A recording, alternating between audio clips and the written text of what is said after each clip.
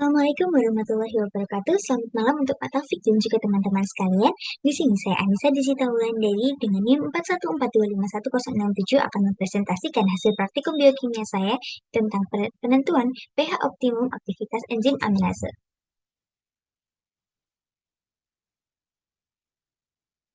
Nah, praktikum ini sendiri itu bertujuan untuk mengetahui bagaimana pengaruh pH terhadap kerja enzim amilase serta menentukan pada pH berapa aktivitas enzim ini bekerja paling optimal.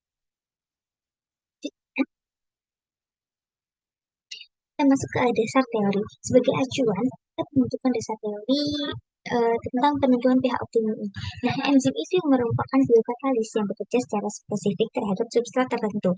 Nah, aktivitas enzim ini sangat dipengaruhi oleh kondisi lingkungan, terutama pH. Nah, perubahan pH ini tuh dapat mempengaruhi bentuk sisi aktivitas enzim, sehingga kemampuan enzim untuk mengikat substrat itu dapat menurun. Nah, setiap enzim ini memiliki pH optimum, yaitu kondisi pH saat aktivitas enzim itu mencapai titik tertinggi. Nah, pada kondisi terlalu asam maupun juga terlalu basah, nah enzim ini tuh dapat menurun, akan mengalami denaturasi. Nah, sebagai perhitungan aktivitas enzim itu dapat dihitung dengan rumus yang ada di layar ini. Selanjutnya, kita masuk ke prinsip pengujian. Nah, prinsip praktikum ini adalah enzim amilase menghidrolisis amilum menjadi gula bereduksi seperti glukosa dan juga maltosa.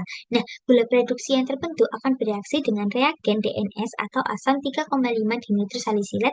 Nah, reaksi ini tuh akan menghasilkan perubahan warna nih dari yang warnanya kuning menjadi coklat tua. Nah, semakin pekat warna coklat yang terbentuk ini, maka semakin banyak gula bereduksi yang dihasilkan sehingga menunjukkan aktivitas enzim yang semakin tinggi. Nah, reaksinya dapat dilihat pada gambar yang ada di PPT. Kemudian kita masuk ke tahap pra-analitik. Nah, dari pra-analitik ini tuh kita mempersiapkan alat dan juga bahan nih. Nah, alatnya itu mikrotub, water bath, dan juga spektrometer, serta yang paling penting adalah mikropipet. Kemudian, untuk bahan-bahan yang kita gunakan yaitu enzim amilase dengan konsentrasi 0,05%, substrat amilum 0,5%, buffer pH 4, 7, dan 10, serta reagen DNS. Nah, pada tahap analitik itu kita melakukan persiapan 9 mikrotub untuk pembuatan sampel dan juga kontrol. Lalu kita memakai APD atau alat pelindung diri seperti jasad dan juga masker. Kemudian kita masuk ke tahap analitik, dimulai dari pembuatan sampel dan juga kontrol. Sampel itu dibuat dari 150 mikroliter enzim amilase dicampur dengan substrat amilum 150 mikroliter, kemudian buffer pH 7, pH 4, 7, dan 10 itu 150 mikroliter. Sedangkan kalau kontrol itu tanpa substrat amilum. Nah, setelah itu kita masuk ke tahap inkubasi dan juga penambahan DNS. Nah, di inkubasi ini kita menginkubasi sampel dan juga kontrol selama 25 menit dengan suhu 37 derajat Celcius. Kemudian kita masukkan reagen DNS sebanyak 900 ml, kemudian kita panaskan 8 menit dan didinginkan selama 7 menit sebelum dilakukan pembacaan absorpsi.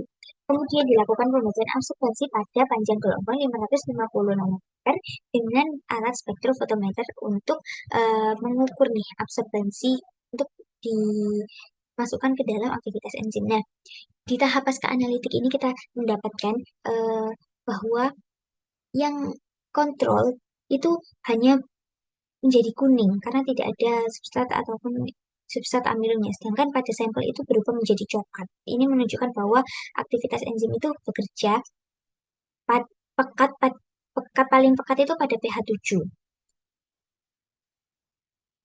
Nah, kemudian ini adalah data hasil absorbensi yang sudah kita peroleh, yang telah kita peroleh. Nah, nilai absorbensi ini kemudian dimasukkan ke dalam rumus kurva standar glukosa yang sudah kita dapat. Untuk selanjutnya, hasil perhitungan pada kurva standar glukosa itu dimasukkan ke dalam rumus aktivitas enzim.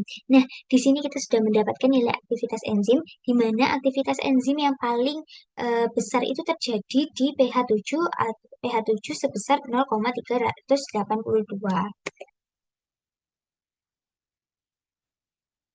Nah, di kurva ini juga bisa dilihat bahwa nilai puncak atau nilai optimum paling optimum enzim amilase itu bekerja pada pH 7 nih. Jadi eh, aktivitas enzim amilase ini bekerja paling optimum di nilai pH 7. Kemudian, hasil vaksin ini menunjukkan bahwa pH itu mempengaruhi aktivitas enzim karena perubahan konsentrasi ion hidrogen dapat mempengaruhi ikatan dan bentuk sisi aktif enzim. Nah, pada pH 7, bentuk sisi aktif enzim amilase itu berada pada kondisi paling sesuai, sehingga reaksi hidrolisis amilase berlangsung optimal dan menghasilkan gula reduksi paling banyak. Sedangkan pada kondisi terlalu asam maupun terlalu basa, aktivitas enzim menurun karena struktur enzim mulai terganggu. Nah, kesimpulannya adalah kita mendapatkan bahwa nilai aktivitas paling optimum itu di atas di pada pH 7 sebesar 0,382 ml. Nah, ini adalah daftar pustaka yang saya gunakan.